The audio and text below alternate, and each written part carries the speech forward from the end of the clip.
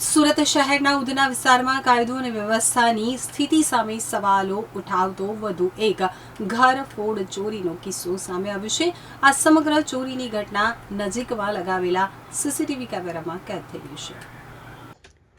મળતી માહિતી મુજબ ઉધના વિસ્તારમાં આવેલા હરિનગર વિભાગ 3માં બીઆરટીએસ ગેટની બિલકુલ સામે રહેતા એક વેપારીના બંધ મકાનને તસ્કરોએ ટાર્ગેટ કર્યું હતું।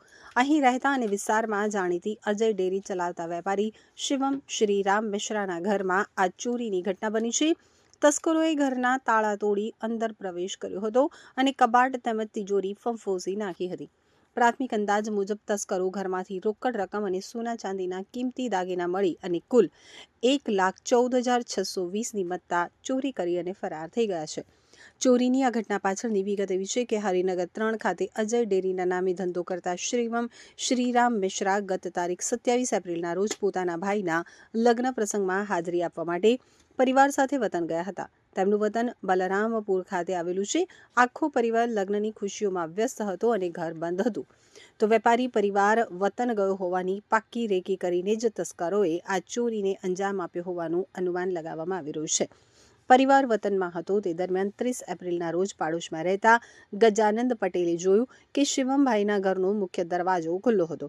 તેમણે તાત્કાલિક ફોન કરી અને શિવમ મિશ્રાને આ અંગેની જાણ કરી હતી તો બનાવની ગંભીરતા સમજી અને શિવમે સુરતમાં રહેતા તેમના મિત્ર તુલસીરામને તાત્કાલિક પોતાના ઘરે તપાસ કરવા માટે મોકલ્યા હતા।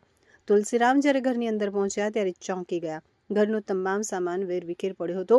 બેડરૂમમાં રાખેલી તિજોરી ખુલ્લી હાલતમાં જોવા મળી હતી।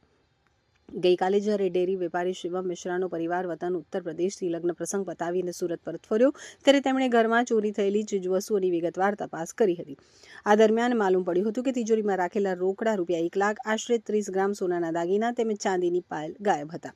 આ સમગ્ર મામલે પરિવારે ઉધના પોલીસ સ્ટેશનમાં અજાણ્યા ચોરો વિરુદ્ધ ગુનો નોંધાવ્યો છે। ઉધના પોલીસે ચોરીનો ગુનો નોંધી સીસીટીવી ફૂટેજના આધારે બાઇક સવાર બંને ચોરોને પકડી પાડવા માટે અલગ અલગ ટીમો બનાવી વધુ તપાસ હાથ ધરી છે।